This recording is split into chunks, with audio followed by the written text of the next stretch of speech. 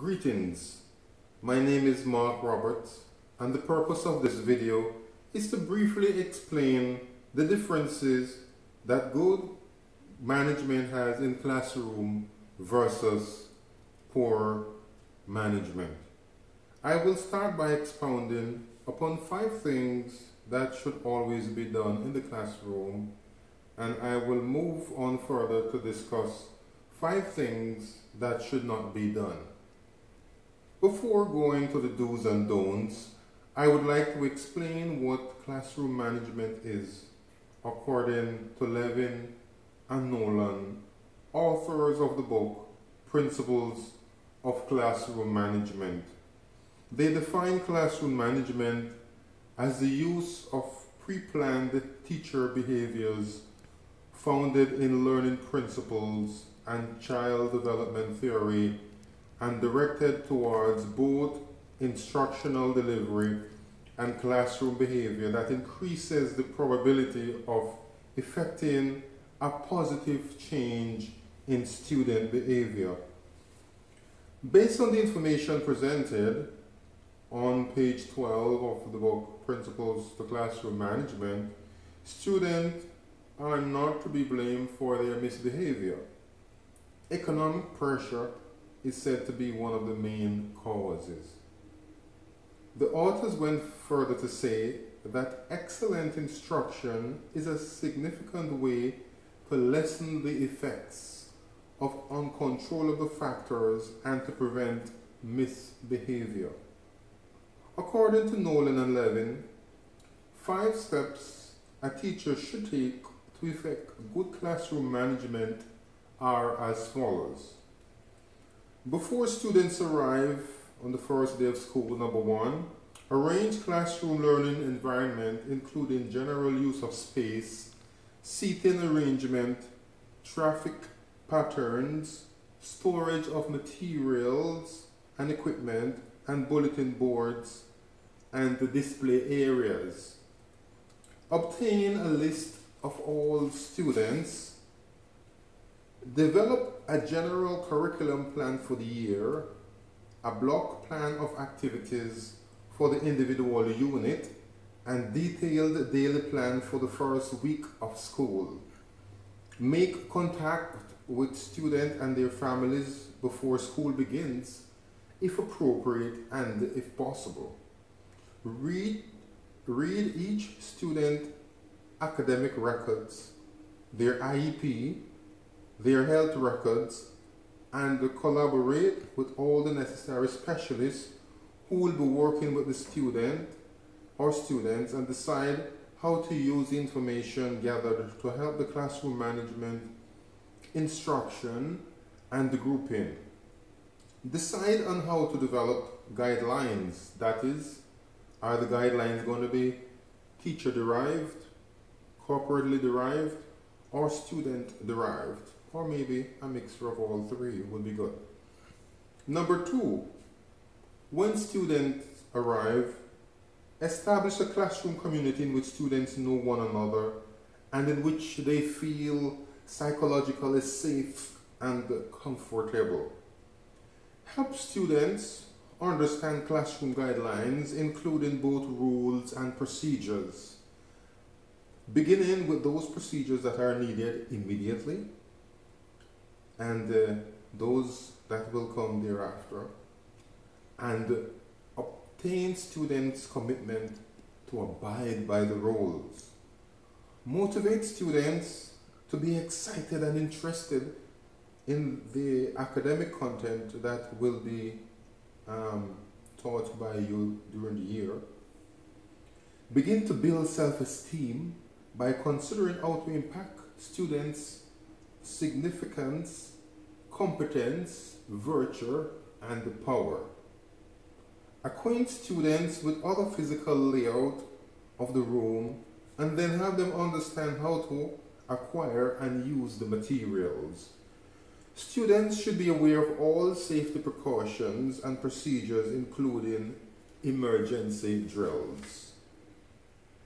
A system of communication with students and their families should be developed and implemented to establish expectations for the students and ways that their parents can be involved in the students' academic success.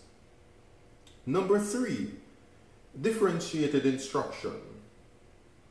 We could pretend that a teacher-focused plan that all students will learn a given set of materials and understand the instructions based on the great effort of the teacher. However, this idea is false as students' intelligence varies. The population of students in school today is more culturally diverse. Their academic and social and physical needs are different, and their moral and cognitive development are also different. The burden is therefore on the teacher to recognize the individual needs and thereby vary the instruction to match the ability and needs of the student. Number 4, use remedial skills hierarchy to manage behaviors. Nonverbal intervention, for example, is one that should be used. And an example of nonverbal behavior is by tapping on the student's desk who is distracted from the lesson. Verbal intervention, such as pointing out the guidelines or protocol that the student has violated, and the use of logical consequences.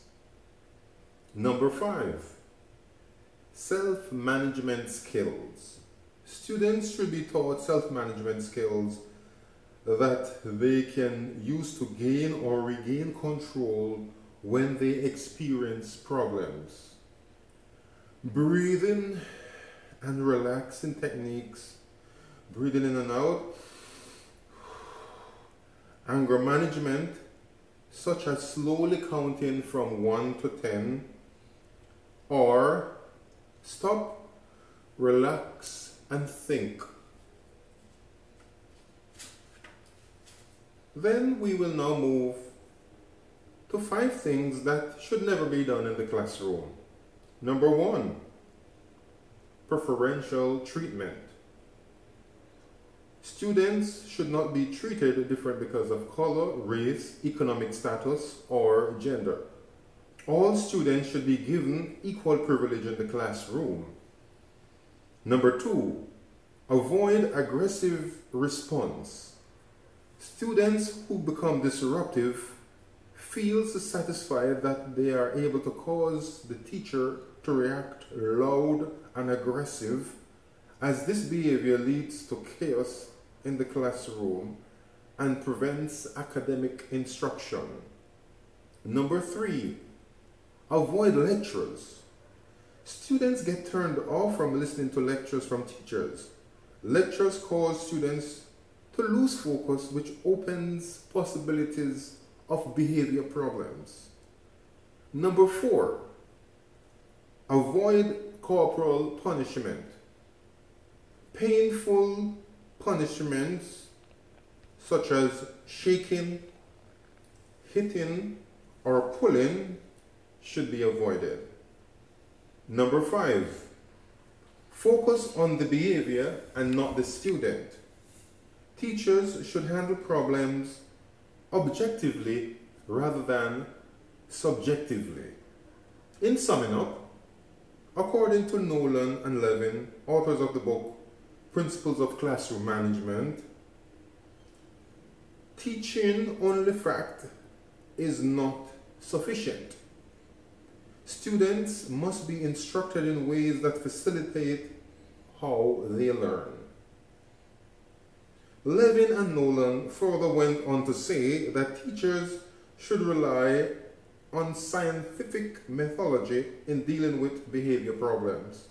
The aim of any intervention used should be based on modeling the replacement behavior with the hope of realizing gradual improvement in the student's behavior.